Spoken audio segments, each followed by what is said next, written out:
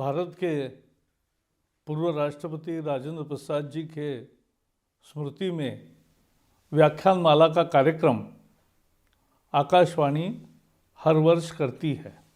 यह 46वां संस्करण है और मुझे खुशी है कि आकाशवाणी इस तरह के कार्यक्रमों का आयोजन करके लोगों तक पहुंचाता है।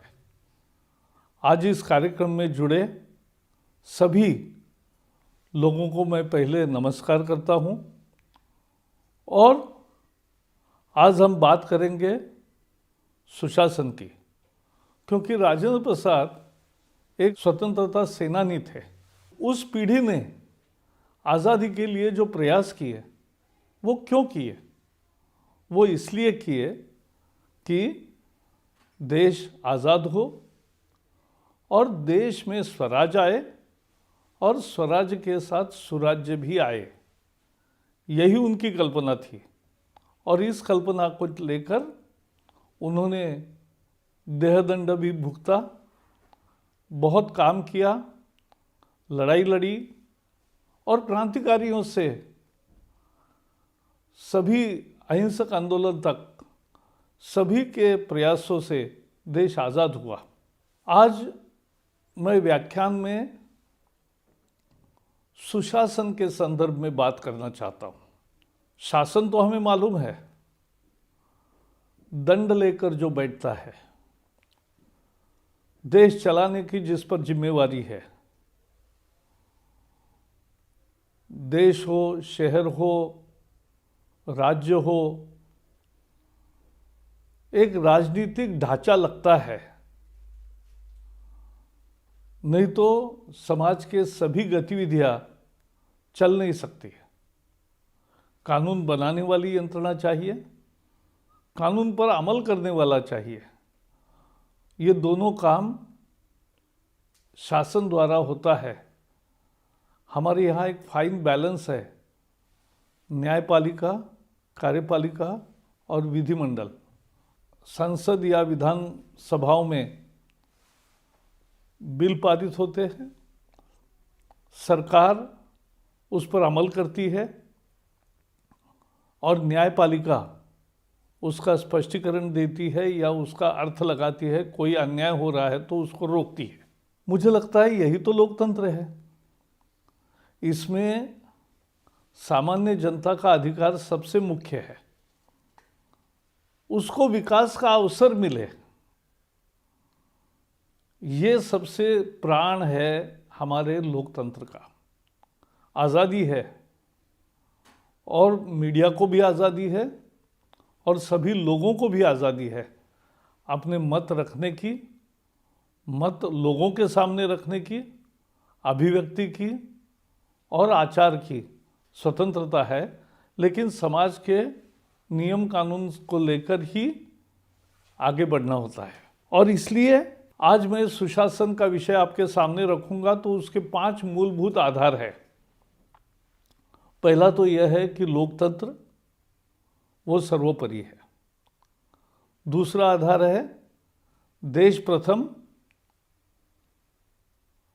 और बाकी बाद में, और इसलिए देश के आगे कुछ नहीं, देश हित सर्वोपरि। और देश हित का मतलब क्या? देश के हितों की रक्षा। लेकिन देश की हितों की रक्षा माने देश में रहने वाले लोगों की रक्षा भी और विकास भी। इसलिए देश प्रथम। दुनिया के सामने जाता है तो भारत अपनी प्रतिमा लेकर जाता है, भारत अपने काम लेकर जाता है। दुनिया में शांति बने, विश्व बंधुत्व की भावना बढ़े, यह हमारा आधार है। लेकिन हमारे लिए देश सर्वप्रथम है। तीसरा है कि सत्ता सेवा का साधन है, उपभोग का नहीं। और इसलिए हमने देखा है प्रधानमंत्री नरेंद्र मोदी जी ने खुद को प्रधान सेवक कहा। और पिछले 6 साल से हम देख रहे जो वो उनका यही रूप देख रहे हैं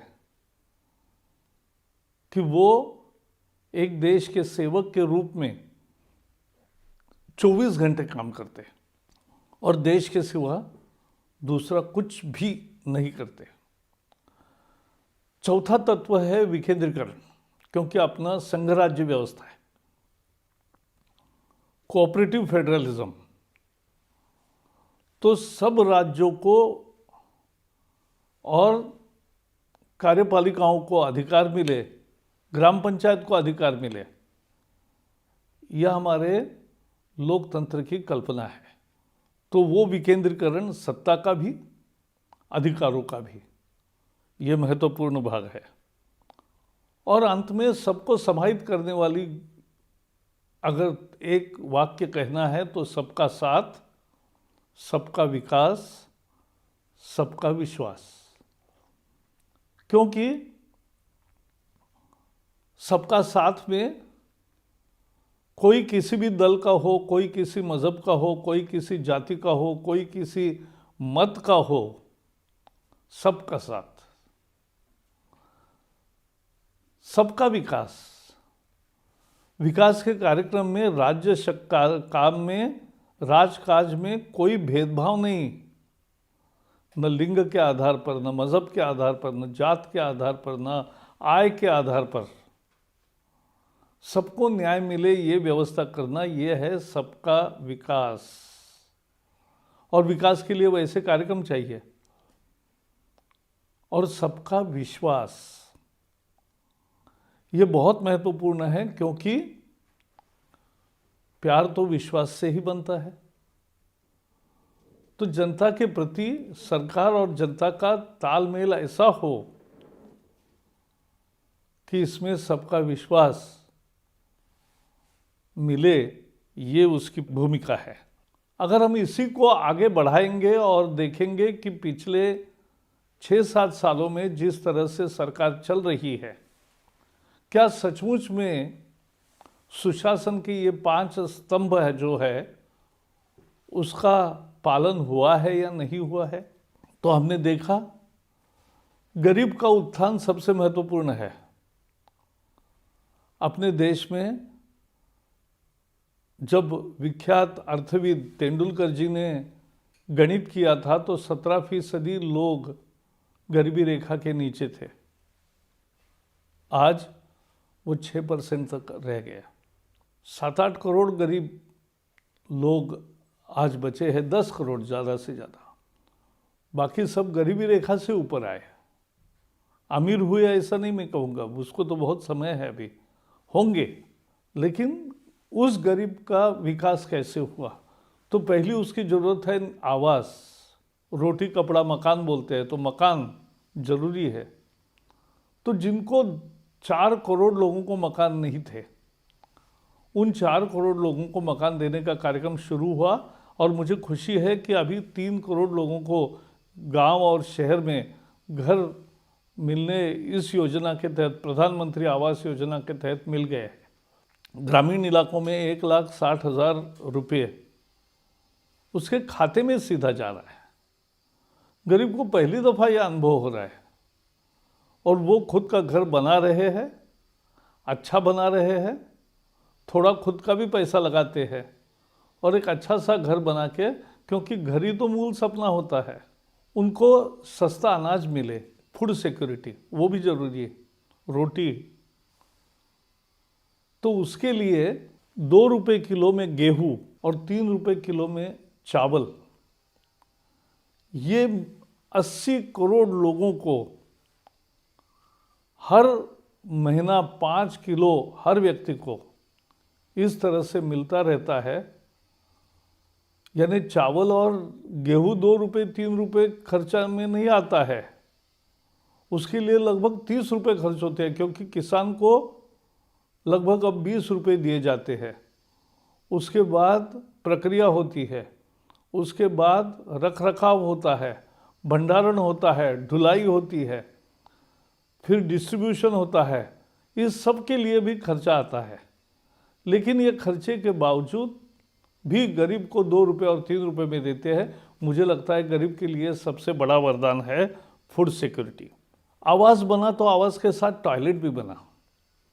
प्रधानमंत्री ने पहले ही वर्ष में ये नारा दिया था कि हम भारत को स्वच्छ भारत बनाएंगे, और लोगों ने हाथों हाथ उठाया। स्वच्छ भारत के दिशा में बहुत तरक्की हुई है। उसमें सबसे बड़ी बात है कि देश में अब लगभग खुले शौच से मुक्त हो गया देश।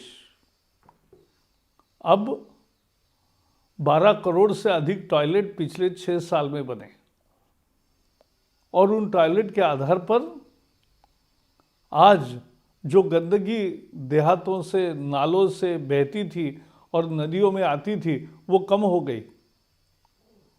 तो ये एक बहुत बड़ी क्रांतिकारी परिवर्तन है। तो और टॉयलेट का महत्व कितना होता है गरीब के लिए। गरीब महिलाओं ने उत्तर प्रदेश, बिहार और सभी जगह नाम दिया अपने शौचालय को इज्जत घर, क्योंकि महिलाओं को या बाकी लोगों को भी सुबह सूरज उगने से पहले बाहर जाके आना पड़ता था, शाम को सूरज ढलने के बाद बाहर जाके आना पड़ता था।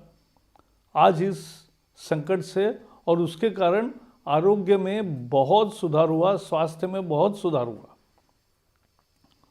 जो बीमारियां आती थी वो बीमारियां अब नहीं आ रही है, ये एक मुद्दा है। उसके साथ साथ गैस भी चाहिए। लकड़ी जलाते थे, वो भी एक प्रदूषण भी करता था और महिलाओं को कितनी तकलीफ होती थी। अब 8 करोड़ लोग जिनके घर में गैस नहीं था, उनको गैस का चूल्हा मुफ्त में दिया गया उज्ज्वला योजना में। और कुछ लोगों को लगता था कि आगे गैस नहीं लेंगे, लेकिन लोग ले रहे हैं क्योंकि उसका फायदा सामने आया है।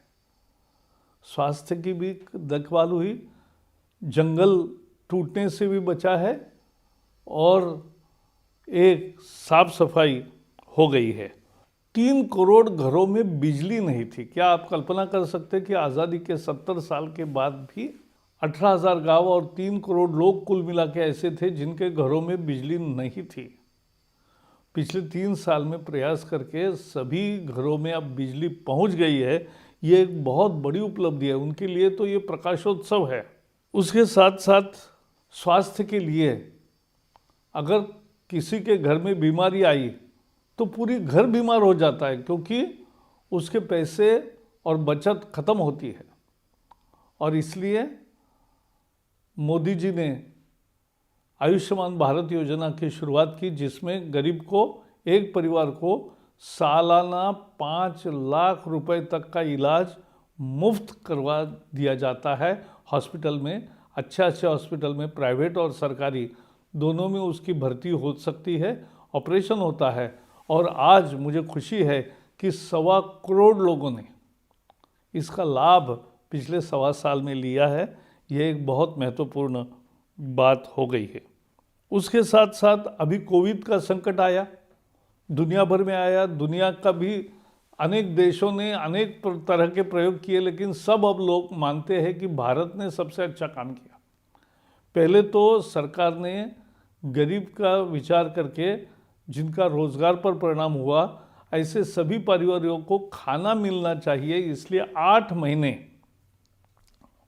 80 करोड़ लोगों को प्रति व्यक्ति हर माह 5 किलो गेहूं या चावल और 1 किलो दाल परिवार को ऐसा मुफ्त देने का काम 8 महीने लगातार किया। ये बहुत महत्वपूर्ण है। गरीब कल्याण योजना भी आई। गरीब को आज लगभग मुफ्त इलाज मिल रहा है कोविड के लिए। आयुष्मान में भी उसका कवरेज है।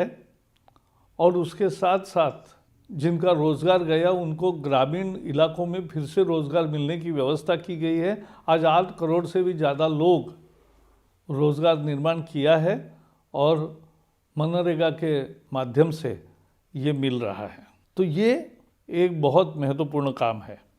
किसान अपने भारत की एक बड़ी ताकत है।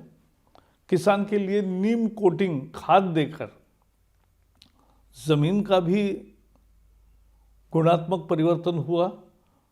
खाद कम लगने लगा, फसल ज़्यादा आने लगी, ज़मीन सुधरने लगी और साथ ही साथ जो कालाबाजारी और चोरी होती थी वो ख़त्म हो गई।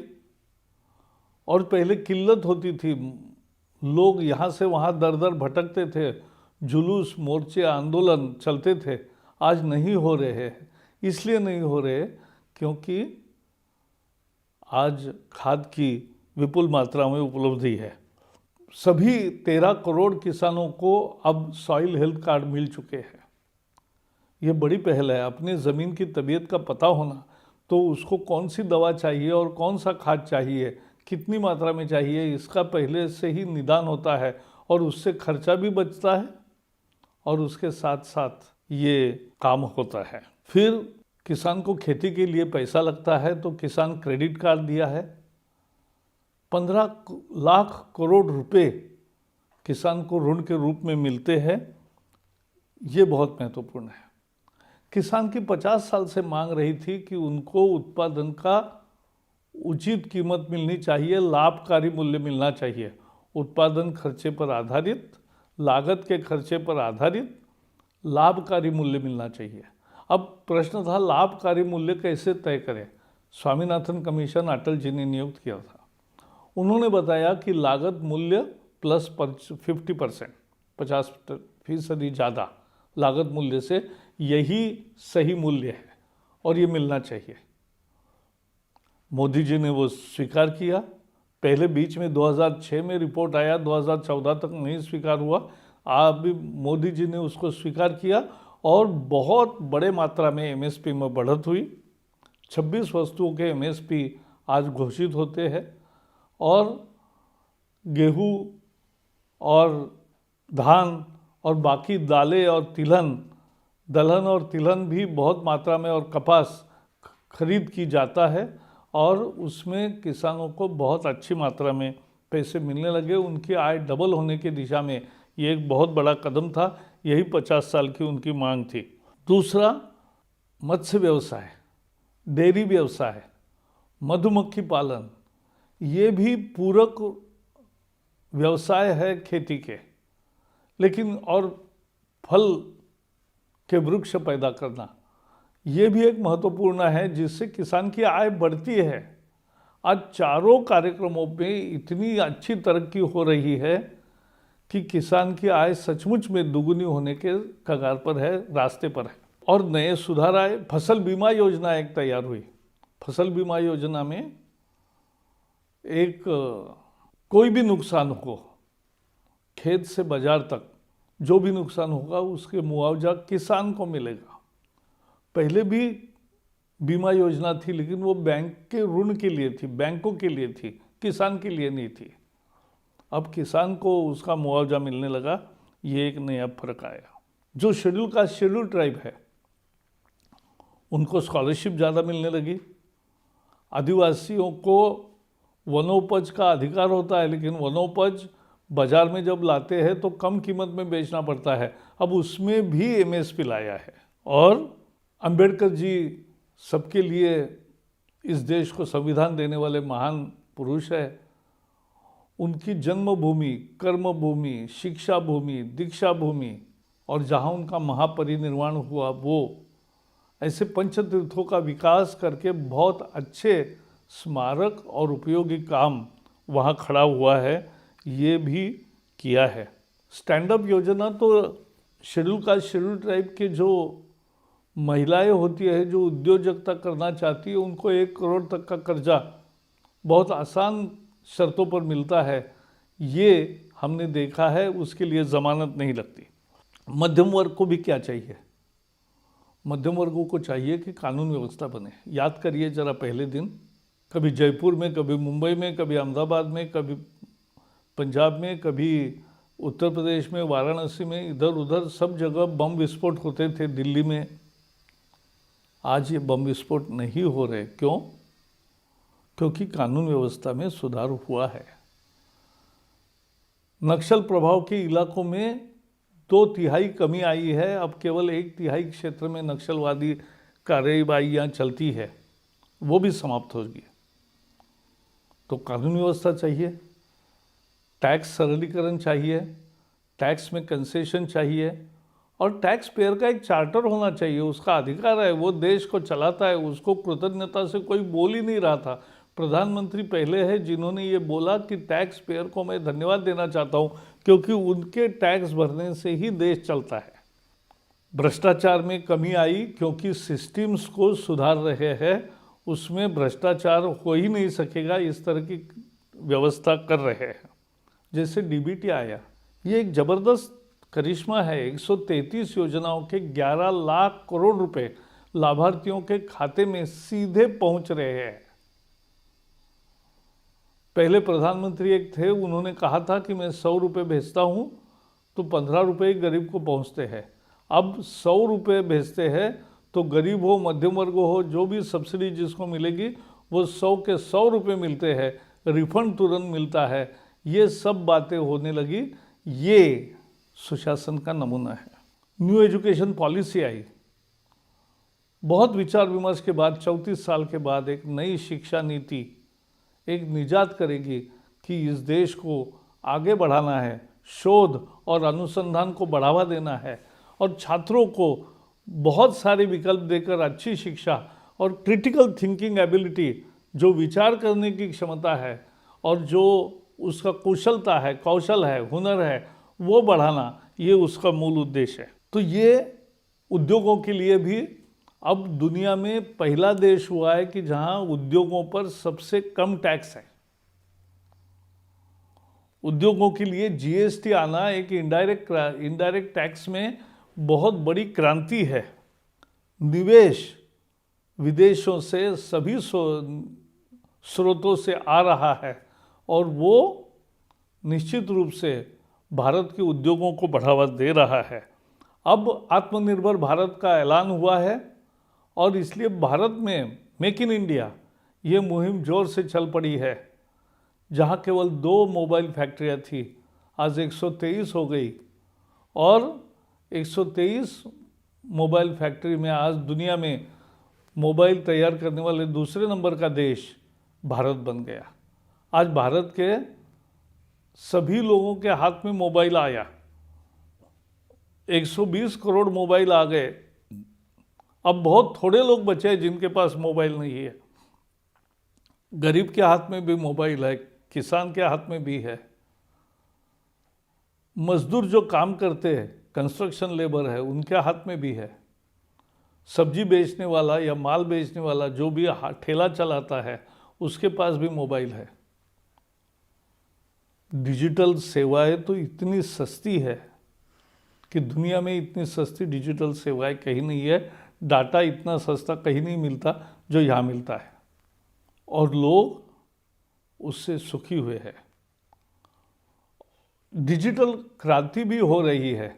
डिजिटल पेमेंट रोज बढ़ रहे हैं और अब लाखों करोड़ों रुपए के व्यवहार बैंक के द्वारा या चेक के द्वारा नहीं होते, बैंक के माध्यम से, लेकिन अपने टेलीफोन से ही लोग करने लगे हैं। ये एक बहुत बड़ी उपलब्धि है, ऐसा मैं मानता हूँ। ये भी एक सुशासन का ही लक्षण है। पर्यावरण का ख्याल कर रहे, वृक्षों की संख्या में बढ़ोतरी हुई है, वृक्षों के कवरेज में बढ़ोतरी हुई है। 15,000 स्क्वायर किलोमीटर ट्री कवर बढ़ा है और इसके साथ साथ विकास के नए नए आयाम छुए हैं। एक कार्यक्रम मुझे जरूर बताना है। एक कार्यक्रम 63,000 गाँव में, यानी 10% भारत में ये काम हुआ है अभी, कि उसमें सरकार पूरी हर गांव में पहुंच गई और हर एक के घर में जाकर देखा, घर है नहीं है तो एप्लीकेशन लिया, उसका सैंक्शन किया। टॉयलेट नहीं है तो टॉयलेट दिया। टीकाकरण नहीं हुआ है तो टीकाकरण दिया। जनधन अकाउंट नहीं है, जनधन दिया। जनधन अकाउंट 40 करोड़ नए खाते 40 महीनों में तैयार हुए। ये भी एक बड़ी क्रांति है और उसी के कारण लोगों के खाते में आज पैसा जा रहा है। तो ये जिसका अकाउंट नहीं, जिसका इंश्योरेंस नहीं, आज इंश्योरेंस मिलता है। जीवन बीमा योजना 330 रुपये साल में, रोज के 90 पैसे केवल, और 2 लाख रुपए का बीमा मिलता है। हर एक का मृत्यु तो होना है, मृत्यु के पश्चात फैमिली को मिलता है 2 लाख रुपए केवल 90 पैसे रोज देकर। केवल साल के 12 रुपये, महीने का 1 रुपया देकर अगर कोई एक्सीडेंट में किसी की मृत्यु हुई तो उसके परिवार को 2 लाख रुपए मिलने का बीमा भी प्रधानमंत्री सुरक्षा बीमा योजना है। तो ये सभी योजनाएं हो या पेंशन योजनाएं हो, जो श्रमिक है उनके लिए नए कानून किए हैं। और श्रमिकों को नियुक्ति पत्र मिलेगा, उनको मिनिमम जो तनख्वाह तय है वो निश्चित मिलेगा, सही समय पर मिलेगा, उनको जो छुट्टियां मिलनी है वो भी मिलेगी, उनको बाकी सारी सुरक्षा दी गई है, सामाजिक सुरक्षा और स्वास्थ्य सुरक्षा, ये उनको मुहैया कराया गया है। तो ये जैसे दूसरे भी काम हुए, बेटी बचाओ बेटी पढ़ाओ, महिलाओं का अपने समाज के तरक्की में बहुत बड़ा योगदान है। तो हमारी नई पीढ़ी अच्छी पढ़े, बढ़े, खेले, सभी क्षेत्रों में वो काम करे, यही कल्पना है। और इसी कल्पना के आधार पर ये बेटी बचाओ बेटी पढ़ाओ अभियान शुरू हो। इस तरह से अगर हम विचार करेंगे तो एक भारत को नया आयाम, नया विकास का रास्ता मिला, वो सुशासन के कारण मिला। सुशासन is good governance. Good governance का मतलब है लोगों को जिस तरह से प्रशासन चाहिए, जिस तरह से सरकार के कार्यक्रम होने चाहिए, वैसे कार्यक्रम हो। क्योंकि फिर से मैं रिपीट करूंगा कि आखिर सुशासन क्या होता है। देश की आज़ादी, लोगों की स्वतंत्रता, न्यायपालिका, कार्यपालिका और विधान भवन, इनका तालमेल, लोकतंत्र, चुनाव समय पर, अब कश्मीर में भी चुनाव हो रहे हैं। तो इस तरह से ग्राम पंचायत से लेकर लोकसभा तक सारे चुनाव समय पर हो, सही तरीके से हो और सही प्रतिनिधि जो लोगों ने चुने हैं उनके हाथ में सत्ता हो। ये सब लोकतंत्र है, ये पहला प्रिंसिपल है। देश प्रथम, देश के हित के सामने, लोगों के हित के सामने दूसरा कुछ भी नहीं। और लोगों का हित माने मुख्यतः अंत्योदय, जो कतार में सबसे आखिरी खड़ा है उसका पहले विकास करे, उसका प्रायोरिटी है। जिनको मिला है उनको भी मिलना चाहिए अधिक, लेकिन जिनको नहीं मिला है उनको मिलने की व्यवस्था करनी चाहिए। ये मुझे लगता है जो काम करने के लिए तैयार है उसे काम मिलना चाहिए, ये प्रमुख बात है। सत्ता सेवा का साधन है। मैं 7 साल के मेरे अनुभव से बता सकता हूँ, अब 24 घंटे काम मंत्री यानी ऐश नहीं होती, मंत्री यानी 24 घंटे काम करना है। अधिकारी भी सुधर गए, दिल्ली में तो फर्क सब देख रहे हैं, अन्य राज्यों में भी सिस्टम्स बदल रही है और धीरे धीरे देश का माहौल बदल रहा है। विकेंद्रीकरण एक बहुत महत्वपूर्ण बात है। जीएसटी का उदाहरण मैं दे सकता हूं कि जीएसटी सभी राज्यों ने अपने कर लगाने के अधिकारों को त्याग कर ये जीएसटी का निर्माण किया, इजाद किया। एक देश एक टैक्स हो गया, एक देश एक मार्केट हो गया। तो ये सुधार है। कृषि के बारे में भी जो नए कानून आए हैं, सभी बंधनों से मुक्त करने वाला, अनुबंध की खेती करने की इजाज़त देने वाला, और उसके साथ साथ कहीं भी अपना सामान फायदे जहाँ ज़्यादा मिलेगा वहाँ बेचने का अधिकार किसानों को मिलने का, ये बहुत महत्वपूर्ण कानून बन गए। तो ये सब विकेंद्रीकरण में आता है और एक कोऑपरेटिव फेडरलिज्म का उदाहरण मिला है। आखिर में जैसे मैंने कहा, सबका साथ, सबका विकास, सबका विश्वास। मुझे लगता है पिछले कुछ सालों में हमने जो दिखाया है वो यही है, लेकिन जनता को भी चाहिए कि अपने कर्तव्यों का पालन करे, अपना काम करे और साथ ही साथ अच्छे सुझाव, हमेशा उनका स्वागत है। जनता की भागीदारी केवल 5 साल के बाद वोट देना ये काम नहीं है, उसके बीच में भी सारे विकास कामों में सहयोग देना, काम करना, ये भी जरूरी है। सुशासन तभी बनता है। सबको बहुत बहुत धन्यवाद।